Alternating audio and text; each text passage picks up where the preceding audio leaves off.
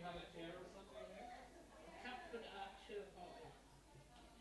We might have a stool or something. Is there a spare stool or something? Do you use that? Oh, these are swivels. No, This the one, footrest, do you use I that? do, Is there another occasionally with one? my camera. No. I can write down to see if I can grab one from home, but I don't think we have one Oh, here on okay. site. I just was going to offer something to her. Put it up on the wheel. No,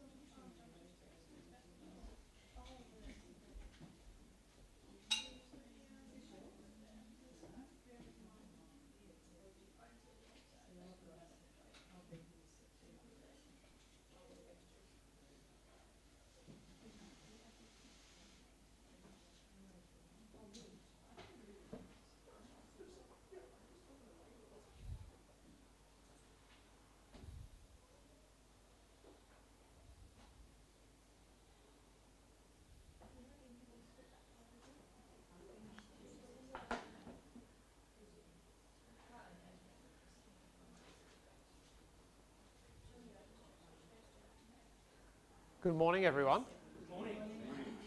Thank you for turning up. Thank you for being here. It's exciting to be back again after school holidays. I hope you enjoyed the extra hour on a Sunday morning for the last couple of weeks. But we're back.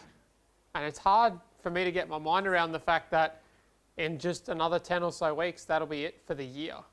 And then Christmas will be upon us. It feels like we were just... Some people are excited. Just as long as no one sets up decorations until December 1st, it's fine with me. I'm a purist. But we'll get there in due course. But I feel like we were just starting out at the beginning of the year, not all that long ago. But I'm really excited for where our studies have taken us. And I'm very excited actually about the lesson for this morning. So let's have a look at the memory verse real quick, and then we'll dive headfirst into the lesson. So let's have a look at that. Jeremiah 17 verses 9 and 10. Give you a moment just to find that. Once you have found that, let's say it then beginning with the reference after 2. 1, 2. Jeremiah chapter 17 verses 9 and 10. The heart is deceitful above all things and desperately wicked. Who can know it? I, the Lord, search the heart.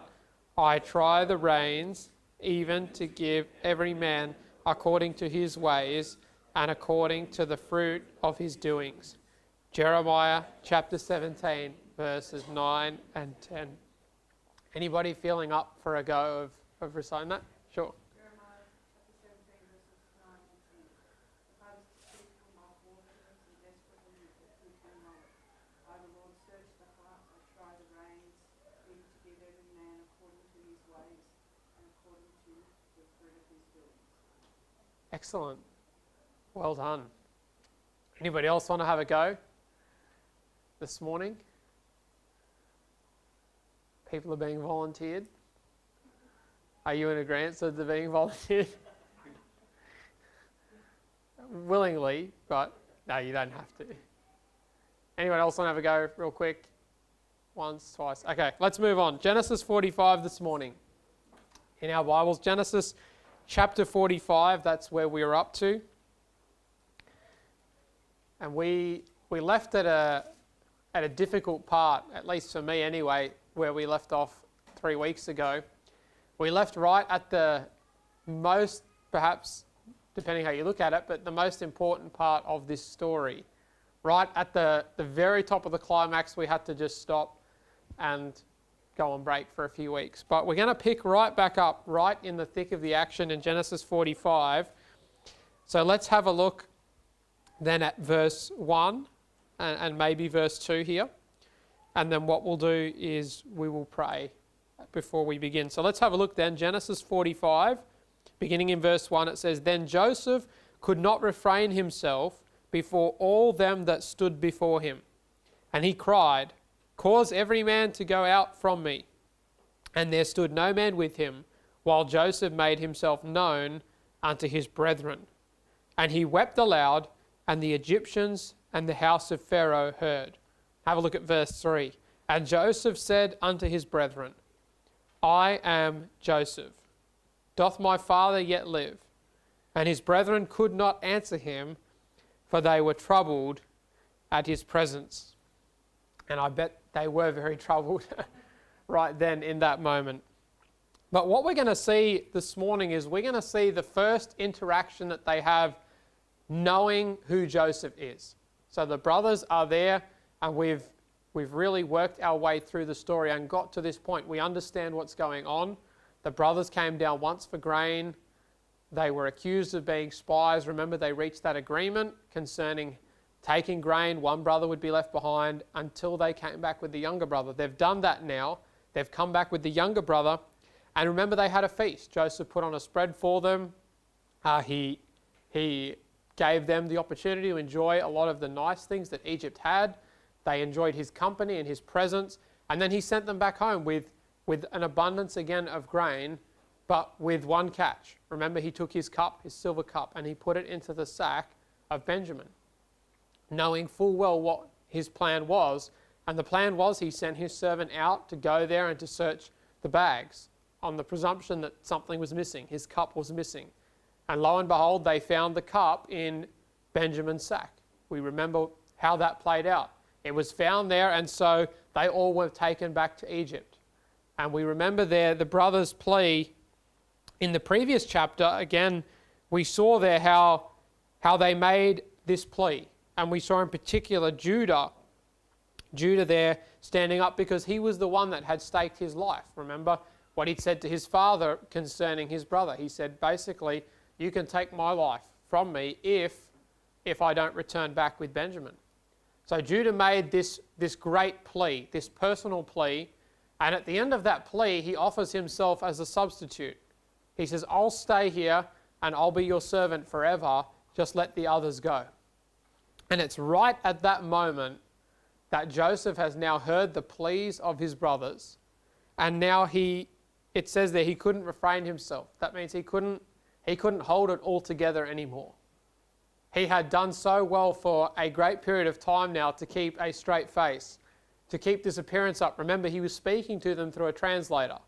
So he wasn't conversing with them in Hebrew as he could have done, but he was speaking to them through a translator. He was hiding his emotions. We saw in the previous chapter, remember, he had to leave the room at one point in order, again, to keep his emotions in check. But now at this very point here, it says that he could not refrain himself. He couldn't keep it hidden anymore.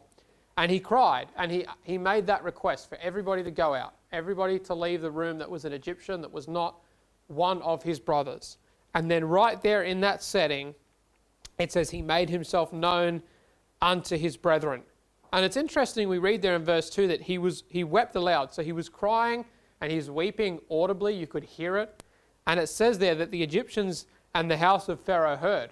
So he was so moved emotionally, and his weeping was so intense that the people outside could hear it. So he told everybody to leave the room. But they went into the next room and into other parts of the house, and they could still hear what was going on. They could hear the emotion boiling over for Joseph, and they're wondering, what's going on? Like, why is he so moved by this? And everybody around them hears. But in that room, we see there Joseph says to his brethren 3 words, very profound: I am Joseph. And now, interesting to note, he's not speaking through a translator here now. So everyone else has left the room. He sent everybody out intentionally. And you can imagine the shock in his brothers' minds and in their eyes as they look at him.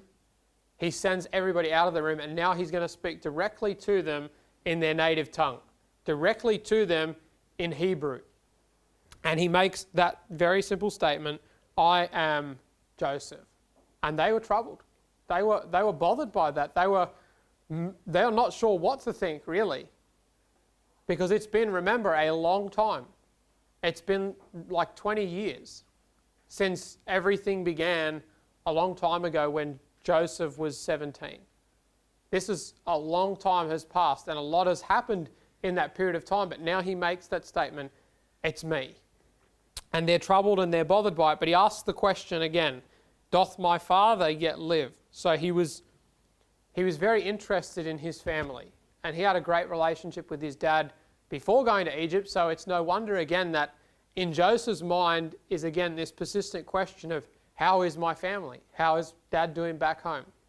So that's right in the front of his mind there. But it says that his brothers couldn't answer him. They couldn't respond. They were just shocked. Have you ever been like that in a situation where you're so shocked and stunned that the words just freeze up? Your brain just turns to mush and you just have no idea what to say. You're on the spot. That's how these guys feel. They're caught out. They have nothing to say, and they're troubled now because they don't know what's going to happen. They have no idea what's going to happen now. Like, this is their worst nightmare all coming true at once. The person that you hurt, you tried to kill the most, now you've just realized it's them that's in such a powerful position over you, and he can really do what he wills at this point. There's no restraint or restriction upon Joseph as far as how he treats them now. He could literally do anything he chooses to them. They are completely 100% at his mercy. As the ruler here in Egypt, he can deal with them as he pleases, and so they're troubled. And have a look at verse 4. And Joseph said unto his brethren, come near to me, I pray you. So I beg you, come close. And they came near, and he says it again, I am Joseph, your brother, whom you sold into Egypt. Now he's going to continue to speak to them. He says, now therefore, so because of this, be not grieved, nor angry with yourselves, that you sold me hither. And I want you to notice these next few words. For God did send me before you to preserve life. So Joseph looks at his brothers, these people who have wronged him so badly. They tried to kill him. They couldn't kill him, so they threw him in a well, which would have hurt him quite significantly physically. He pleaded and cried for help. They wouldn't listen. They ignored his pleas for help. Ultimately, they take him up and they sell him to foreigners into slavery. And that's the last they hear of him. That's the last they know of him. But that's how terrible they treated and how wickedly they treated their own brother. But notice what Joseph says. He says, don't be grieved. So don't be upset about what has happened. And then he says to them, don't be angry with yourselves. That's a normal human response. These brothers would have been annoyed at themselves. Have you ever done something and been annoyed at yourself for doing it? You've regretted it. You've been kicking yourself after doing it. Like, why did I do that? Sometimes we do that. Sometimes we do the wrong thing and it's maybe out of ignorance, or maybe we just didn't have all the right information and so we regret it. We kick ourselves for doing it. But he says to them, don't be grieved. Don't be angry at yourselves that you sold me hither. Why? Why should they not be that? Because that would be normal for them to be that way. He says, for God did send me before you to preserve life. Now that sounds really different. I don't know about you, but does that sound very different to the story that we've been reading? I mean, we read about brothers that were wicked, that did terrible things sexually, physically, in their family, their dishonesty. We read about a lot of bad things that these people did. But now when Joseph is telling the story, he says, God sent me here. But when we read the story, it said the brothers sold him into slavery. And it's an interesting paradox here that we're reading and that we're going to understand, I believe, this morning as we see life through a different lens. See, there are a lot of truths in the Bible that, the Bible is all truth, but there's certain specific truths in the Bible that really shed light on our circumstances more than perhaps some others. There are different lenses that God gives us in His Word that help us understand the world around us in very profound ways. And this is one of those. Because having clarity in trials, being able to correctly understand and see what's going on, is something and it's perspective that only God's Word can provide and only God can give. It is only by the grace of God that you can come through a 20-something year trial like Joseph just has and look back at it and say, God did that. He could have explained it many other ways. He could have said, yeah, you guys were mean and you were slack and this is what you did, but it kind of worked out all right for me. Like he could have framed it many different ways. But he doesn't talk about what they did at all. He turns it around, the opposite way around, and says, God did something in this. It was God that wanted me to come down here.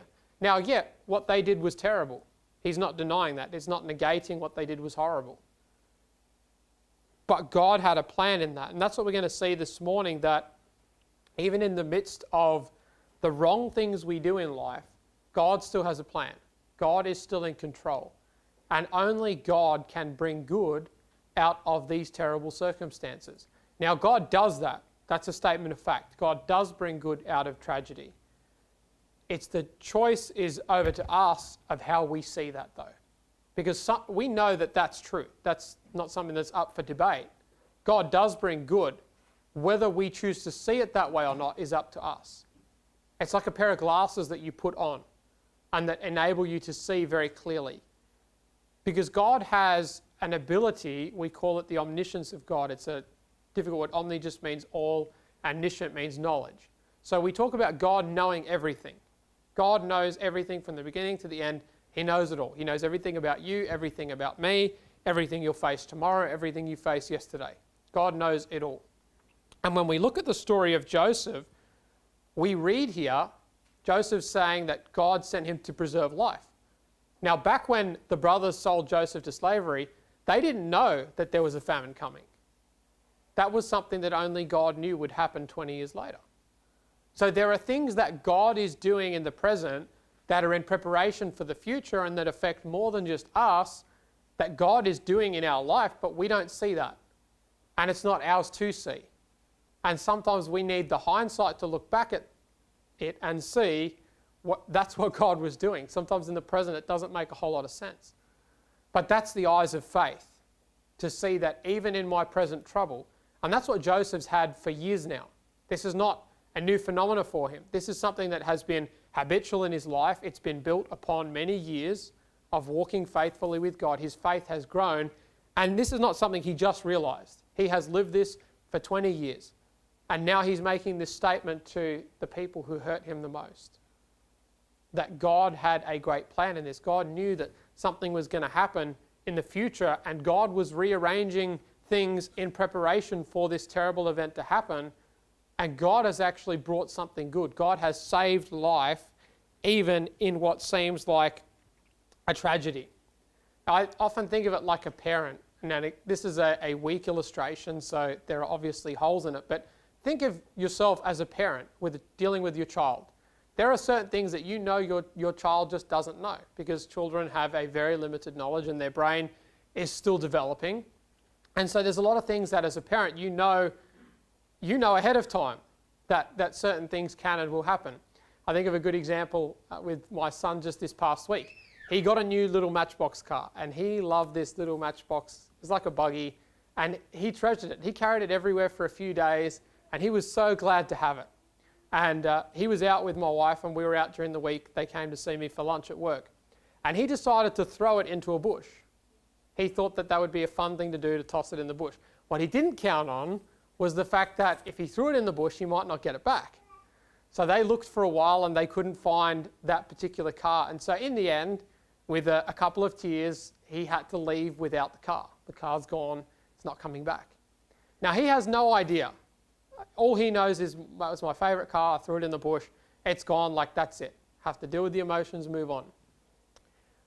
He didn't know that I went back and got the car from the bush. I went back there an hour later, I spent a while digging through the bush, I found the car. He had no idea. When I got home, I asked him what had happened with the car. And so he's telling me the whole story. Now, I know the car's in my pocket. He doesn't know that.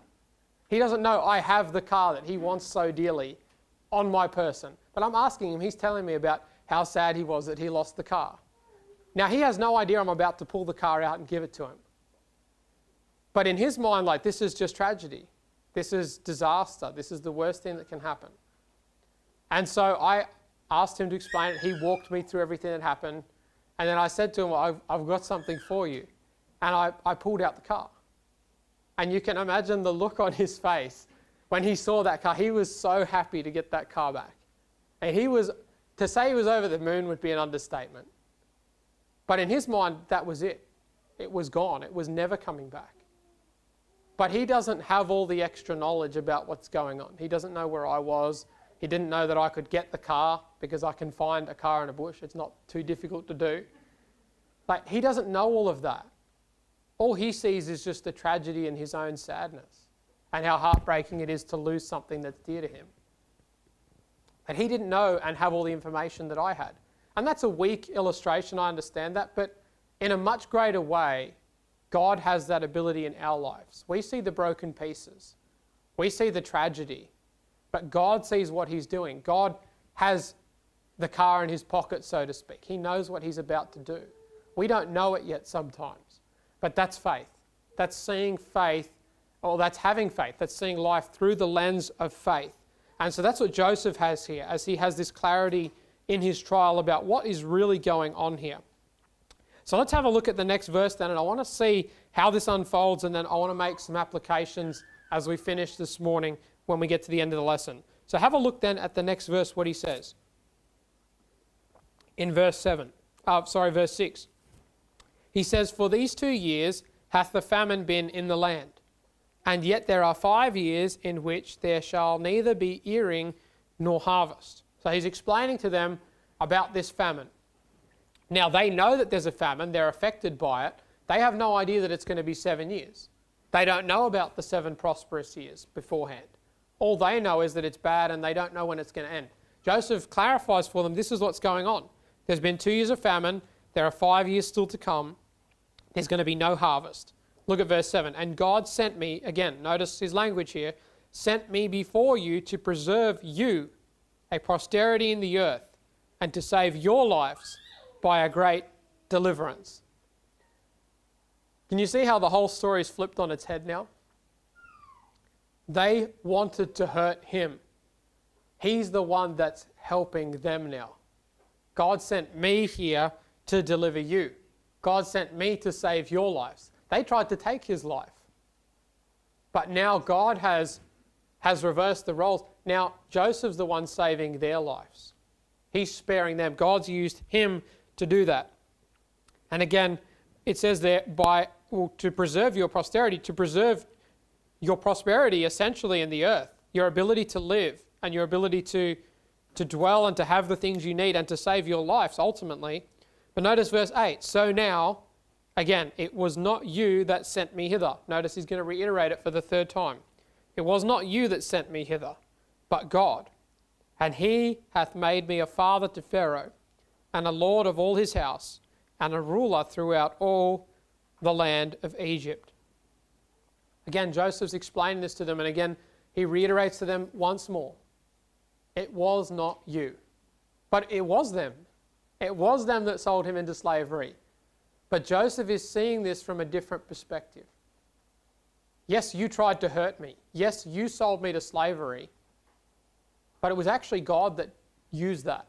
God took that act of wickedness, that act of sinfulness and pride and all of the things that were wrong about what the brothers did. God took that and used it to transport a 17-year-old boy down to Egypt, where he would ultimately become the ruler and save everybody through his wisdom and planning through the years of plenty and the years of famine.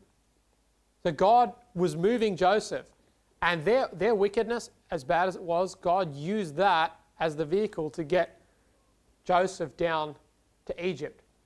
Now, there's a story that has a similar plot line in the New Testament, and it's what we celebrate at Christmas time. You read in Luke chapter 2, you read about the birth of Christ. Now, Mary and Joseph didn't live in Bethlehem where Jesus was born. They needed to get to Bethlehem for Jesus to be born, not just because Bethlehem was a nice place to have kids. It wasn't actually. But it was to fulfill a prophecy, a very specific prophecy about the Messiah being born in Bethlehem as a descendant of King David. It was a very specific promise. But Mary and Joseph lived nowhere near Bethlehem. But what God did to get them down to Bethlehem was he upended the whole world through a census decreed by Caesar, the most powerful man in the world, to move 2 young people down to Bethlehem. That's what God can do. He can rearrange world events, world affairs, world leaders to move one person from one place to another. Now, again, we don't know what's about to happen. They didn't know at this point in time what was coming in Egypt. But God knew, and God is moving people around as he sees fit to preserve their lives, to bless them, to help them, even though they had no idea about all of it. That's the beauty of what God does. God is working in powerful and profound ways in people's lives, sometimes beyond what we realize. So he says and reiterates there, it was not you that sent me, but God. And not only did God send him there, but he explained to them that he is now a father. Now, that doesn't mean he's Pharaoh's father, physically speaking. It means as a father figure, as a mentor. Remember, he's the one advising Pharaoh now on trade, on economics. He's advising Pharaoh. He's become a father figure to Pharaoh. Pharaoh is consulting him. And the Lord of his house, so he's the governor of Pharaoh's own house and a ruler throughout the land of Egypt. That is the position that Joseph has been promoted to, again, by God. Joseph recognizes this is God doing this in my life. Yeah, people have tried to hurt me. Remember, how did he become the ruler in Pharaoh's house? Well, he was, again, lied about by Potiphar's wife. He was thrown in jail. But again, did you see there how Joseph doesn't blame any of the people that wronged him throughout his trial? Now, we're not going to really see it here because it doesn't come out We'll see it later in Genesis 50, the heart of forgiveness that Joseph had. But what we're seeing here is the outflow of the heart of forgiveness. Although we're not talking about it yet, you can see that this attitude that he has comes from a heart of forgiveness. He's not bitter towards these people that have wronged him so badly. Again, see there, he doesn't mention Potiphar's wife. He doesn't mention jail. That's how he became the governor of Egypt, because he went to jail, because he was wronged, because he had an ability to interpret the dreams that the men had in prison, and he was able to meet the butler and the baker, and ultimately he interpreted Pharaoh's dream. So a lot of the things that were happening to him were off the back of someone doing something wrong to him. It wasn't him trying to push his own resume forward. It was him simply walking by faith and responding to what was happening around him, walking with God, and God was blessing him. And he recognizes that. This is what God's doing in his life. That's how he sees his situation. So have a look then at the next verse, what he asks them to do. Notice they haven't said anything yet. He says, "Haste ye, and go up to my father, and say unto him, Thus saith thy son Joseph, God," notice again how he sees it, "God hath made me Lord of all Egypt. Come down unto me, tarry not." So don't wait, come straight away. "And thou shalt dwell in the land of Goshen, and thou shalt be near unto me, thou and thy children, and thy children's children, and thy flocks, and thy herds, and all that thou hast. And there will I nourish thee, for yet there are 5 years of famine, lest thou and thy household, and all that thou hast come to poverty."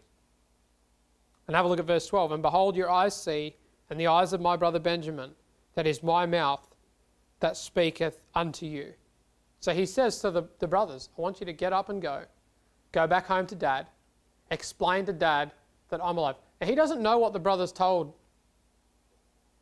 his dad. He doesn't know all of the details of the deception. He only has the information that they gave him last time they came down, how they talked about one brother is dead and our father is very grieved about it. They don't know, Joseph doesn't know the entirety of the deception that they have explained to their dad.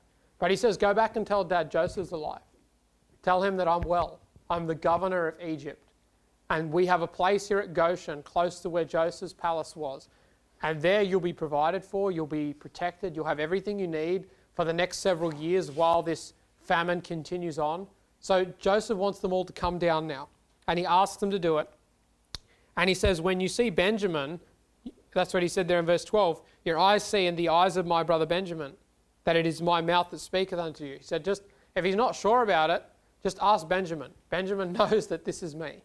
Benjamin can see that. He can see it. You can see it. This is my mouth that speaks unto you. And verse 13, and ye shall tell my father of all my glory in Egypt, and of all that ye have seen, and ye shall haste and bring down my father hither. So he reiterates, this is what I want you to do. Go bring dad, bring him down here, explain to him where I am, what I've done, and let's be reunited here in Egypt. And at that point it says he fell on his brother Benjamin's neck and wept. And Benjamin wept upon his neck. That's a special moment there between the two brothers, Joseph and Benjamin. Now they know that it's him. They're reunited after all these years. And Benjamin, again, is the little brother of Joseph. He's his little brother. And there's an affection there. There's a closeness. And so they have that moment as they weep together. And then verse 15 says, moreover, he kissed all his brethren and wept upon them. And after that, his brethren talked with him. So they all begin to break down. There's not a dry eye in the room now at this point, as they're all reunited, as they realize, as Joseph has explained to them exactly what's happened. And then it says at the end of verse 15 that then they talked with him. So up to this point, they haven't said anything yet. Did you notice that? It's Joseph that's done all the talking. They've just been there. So as he's explained it all to them, now they've broken down, they've wept, they've cried together. And then they're going to talk a little bit and they're going to have some sort of conversation there. And in verse 16, that's the last verse we'll read for today, it says, and the fame thereof was heard in Pharaoh's house, saying, Joseph's brethren are come. And it pleased Pharaoh well, and his servants. So word gets out. word begins to spread that these are Joseph's brothers. These are relatives of Joseph. Now, this might seem obvious, but Pharaoh most likely didn't know that Joseph had siblings. And now he sees, oh, there's another 11 of them. Oh boy. I mean, that's either a good thing or a bad thing. I mean, it's a good thing if they're all like Joseph, but they're quite clearly not of the same caliber. But now Pharaoh hears that Joseph's brothers are in town. All 11 of them have come down here. A big bunch. And he could have been upset by that, but he's not. He's pleased. He's happy about it. And he's happy for Joseph, no doubt, to see there that Joseph's family are there. Again, Pharaoh doesn't know the whole story. He doesn't know that Joseph was sold into slavery by his brothers. He doesn't know about the great forgiveness. He doesn't understand all of that. In his mind, they've come down to visit him. And he doesn't have all of the details. But what he does know is that they're there. So there is this special moment that's taken place here, as Joseph has now revealed himself to his brothers after these many years. And what's powerful to me, and is really the most powerful part of this story. I mean, there's two parts to it. The next part is what we'll see in Genesis 50, after Jacob dies, and this conversation basically comes up again. But this is the heart of our study here in this story. As we think about this idea that God meant it unto good. So the things that happened might not have been good. We may have been wronged. We may have been on the receiving end of someone else's sin and wickedness. But what we do from there is up to us. Where we go from there is up to us. We can live in a place of bitterness, of worry, of anger, of frustration, or we can choose to forgive. We can choose to live by faith, even though sometimes we're negatively affected by it. Sometimes we have to bear the brunt of the wrong that's done to us. Look at Joseph. He had to go to prison. He had to live as a slave, not because he did anything wrong, but he chose to carry that cross with forgiveness, with faith, with a love for the people around him, with a servant's heart. And look how God blessed him and lifted him up, even in spite of everything that's going on around him. And what a powerful truth that God brings good out of that. And not only does God bring good to Joseph, and this is what really blows my mind, but God brings good to the people who tried to ruin it all. The brothers. God saved their lives through Joseph. They could have just starved in Canaan. They could have gone without food and they could have just run out of supplies. And that would be what we would say, that's reaping what you sow. You know, what goes around comes around. They got it back. But they don't get what they deserve. God saves their lives through Joseph. God blesses them. And now they're all going to move down to Egypt. And they're going to get the benefits of living in a country where your brother's second in charge. And they've done nothing to merit that at all. In fact, they've done the opposite. They should get the death penalty, these guys. But they've got a complete 180 here, and their lives have changed for the better, again, because God's bringing good out of tragedies. And so, seeing this powerful truth, that God can bring good out of tragedy, and that God is working, even though sometimes we mess things up completely, God still brings good out of it. That's the power that God has. So as we think about this truth, and as we conclude this morning, I want to give you a couple of things to take away from this lesson.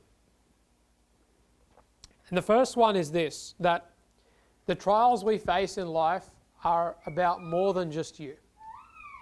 And it's easy to see when you're in a trial, to see your suffering, your hurt, your pain.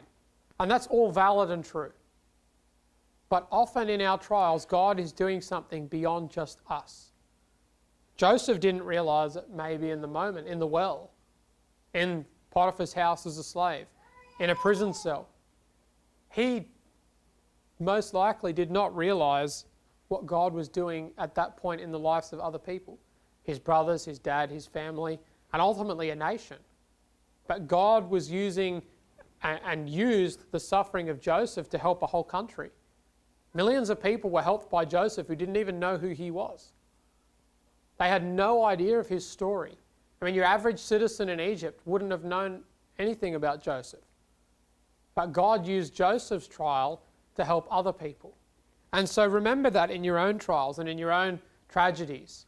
Remember that God is sometimes doing something beyond your life. You might know it, you might find out later on, you might never find out. But God can use the things that happen in our lives in profound ways. And like I said, God moved Joseph around. Think of Mary and Joseph, how God moved them around. God used the most powerful man in the world, Caesar, to do that. God's not limited in the pieces he can move around. So when you are in a trial, look up and see God and see what God can do in your trial. So it's often it's more than just about us.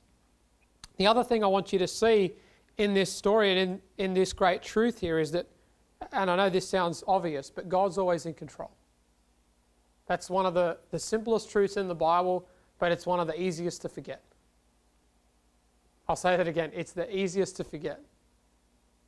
But it's so true. And we know it. If I was to ask you, is God in control? We would say yes very quickly. But sometimes when we're tested, when we're struggling, it's also the hardest thing to accept. That God knows what he's doing. God is doing something here. God hasn't lost control of the steering wheel for a second.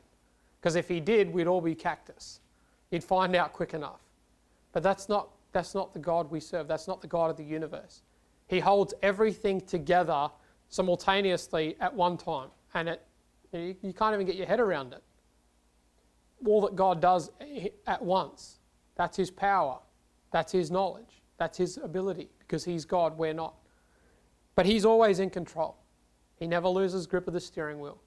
He never loses control of circumstances. To us, it might look like it's a tornado. Things are just spinning around and flying everywhere. To God, it's not. To God, everything will work out. And he has a plan in it, so we can rest in that. The other thing that I want you to take away from this is that as we look, and this is more of a forward application, but as we look at our own lives, evil is already defeated. Now, we live in a world that is full of evil, is full of wrongdoing, is full of hurt. But evil has an end. It has an expiry date. And so that's something that can give us confidence moving into the future. That although there are things that hurt us in this life, there are evils around us that we live with, that we exist with, they have already been defeated. Their doom is sure, they have an end date, and ultimately there will come a time when God will make all things right. Jesus will come again. He will set up a kingdom on this earth. We will be with him forever. And so all of the injustices and the things we see around the world that bother us, they will all be dealt with. And so there is an end for that. It's not like evil will prevail. And again, sometimes we know that. But again, when we're on the spot and we're under pressure, it's easy to forget that. It's easy to seem like evil's just everywhere and evil's overwhelming and evil's going to win. But just come back to the previous point, that God's always in control. God knows what he's doing. And even evil itself, it's already defeated. Christ defeated evil and death for us on the cross. He already won. He fought the battle and won. And we can claim victory in him. Now, yes, we still have the presence of evil here. But one day we'll be delivered from that even too. But we don't have to live under bondage or under oppression of it. Because Christ has given us the victory. We can rise above the evils that are around us. The other thing I want you to take away from this, and this is the last point I have for this morning, and that's, and I'm going to reiterate this again in a few weeks' time, but God is always only good. Again, simple truth. I'm probably not telling you something you didn't know already. But God is always good, and he's only ever good, because that's his very nature. He cannot do evil. He cannot do the wrong thing. It's absolutely 1000% impossible for him to make a mistake. And that's what separates us so greatly from him, is he simply cannot do wrong ever. So when you look at your own life, as you walk with him, as you trust him, the things that are happening in your life that God allows, that God is working through, they are designed, if you're walking with him, for your good. And he cannot make a mistake. He just simply cannot get it wrong, because it's his nature. It's his very makeup. So when you look at what's happening in your life, choose to see it this way, because ultimately it does come back down to a choice. because there's truth involved here, but we have to accept the truth. We have to choose to see the world this way. So take these lenses and put them on, and choose to see the world the way that Joseph saw the world, which is the way that God wants you to see the world, which is that the things that are happening to you, while they might be terrible, they might be painful and hurtful, God has a plan in it. And that's why Joseph could look at the people who had done so wrong to him, and he could have a spirit of forgiveness. And he could say to them, it wasn't you. It wasn't you. That's a powerful thing to say to someone who's hurt you physically. It wasn't you. God had a plan in this. And have a look at what he did. And the fruit and the evidence of it's all around them. As the brothers looked at Egypt, and they looked at people coming in from all over the world to buy food, because no one had the food. But Joseph had the food. And Egypt had the food. And God did use Joseph's life. The fruit was all around them. Right there for them to see. God can. And that's what enabled Joseph to look at them and say, it wasn't you, it was God. God was working, even through your sin, for good. And that's what God's doing in your life too. And I hope that you can see the world that way. That you can see what God is doing in your life. Let's pray. Father, we thank you for our study today. We thank you for this encouraging truth, Lord, this uplifting truth. And Lord, this life-changing truth that enables us to go through the darkest of valleys, knowing that we have a Saviour that's right there beside us, who hasn't forgotten us, who hasn't made a mistake, who hasn't lost control somehow of circumstances. Lord, I pray that you would give us an unshakable faith, a confidence in you. And Lord, help us to be an example just like Joseph was, of what the grace of God can do in a life. Father, all of us have different hurts. All of us have been wronged differently, treated badly by different people. Sometimes, Lord, we're the ones that hurt other people. But Lord, we're thankful that even in spite of us, you're still working for our good and even beyond us as we lift our eyes up and look at the people around us, who sometimes you use us to help without even us realizing it. Lord, cause us to look at you today. Help us to see a good God that loves us, that cares for us, and that wants the best for us. Lord, I pray that you would encourage us in these truths, and we'll thank you in Jesus' name.